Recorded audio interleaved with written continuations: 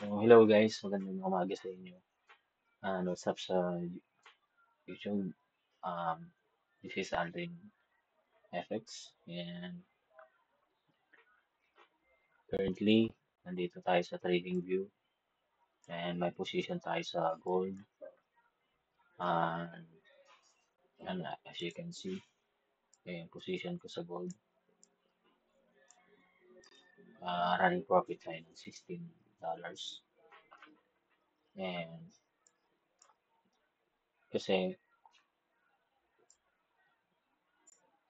ayan, rinade ko to kasi may news ngayon.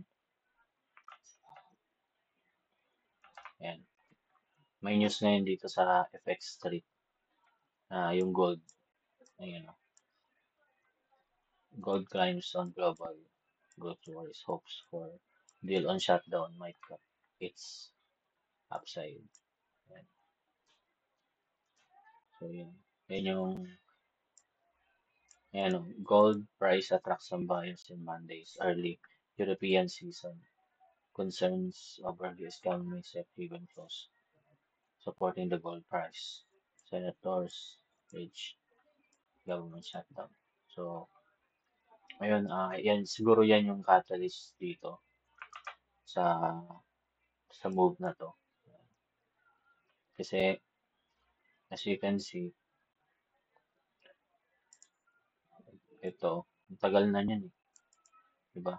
Um, yung high na yan, yung mga consolidation yan from October 28. Tapos nag-break siya ng November. So, October, November. So, nagko-consolidate yan. Ngayon lang siya bumawi. Eh. Ngayon, ang unang profit target ko dito is ito. Yan. Pero, ang second na yan. Pero, tignan natin kasi for the first time ulit eh. Tsaka sana yung candle na yan, mag-close yan above. Kasi may, no,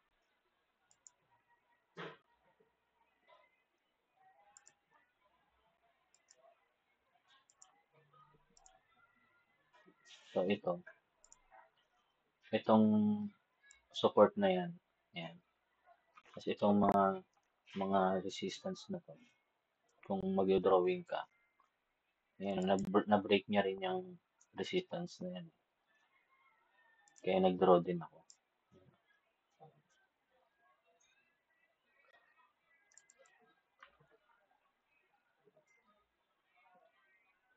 Yan, so, babalikan niya yung mga seller na yan. Yan. Kasi ito open to. Open. Pag open kasi, yun yung fair value gap. Doon sila nag-sell. Yan. Tignan natin kung pupunta siya doon sa taas. And today, wala tayong news.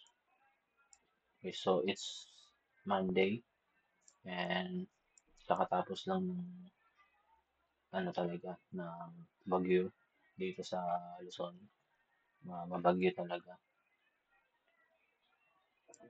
And sa Tuesday, meron tayong news event which is medium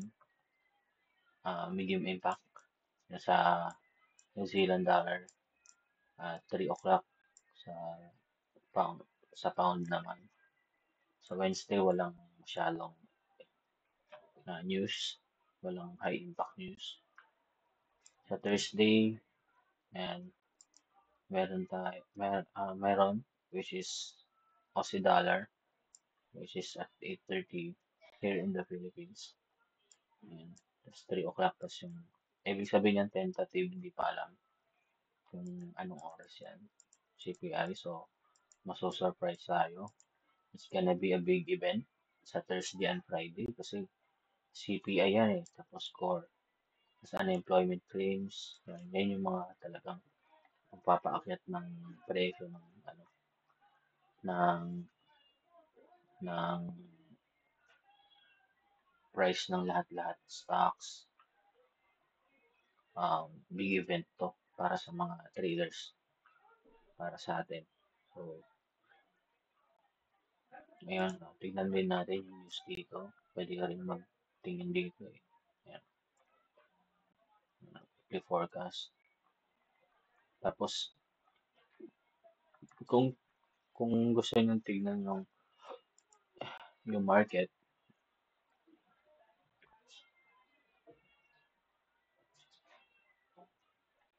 ayan, yung market opening, since naka time zone tayo ng Singapore, GMT military time.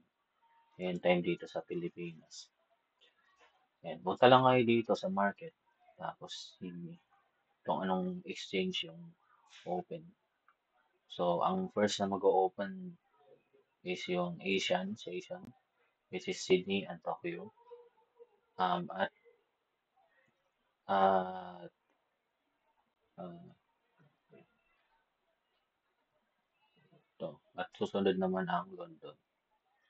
Tapos,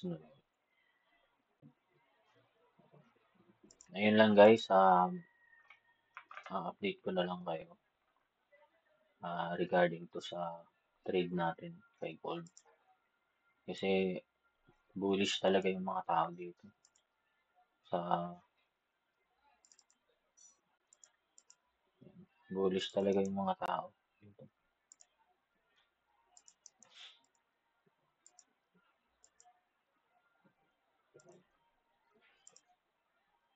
Yan.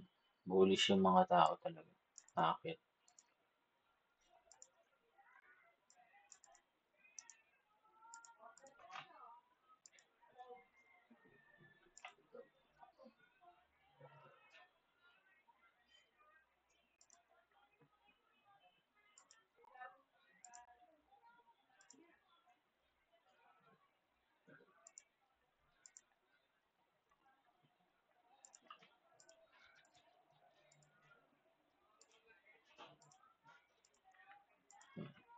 Bullish talaga yan,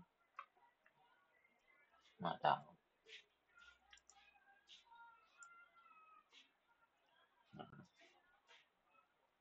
Nasa 0.38 siya. So, titignan na lang natin yan kung mahit yung TP natin. Kita tayo na $98 yan. So, 5,000 din yan. So, yan guys. Thank you. Siguro, gagawa na rin siguro ako ng mga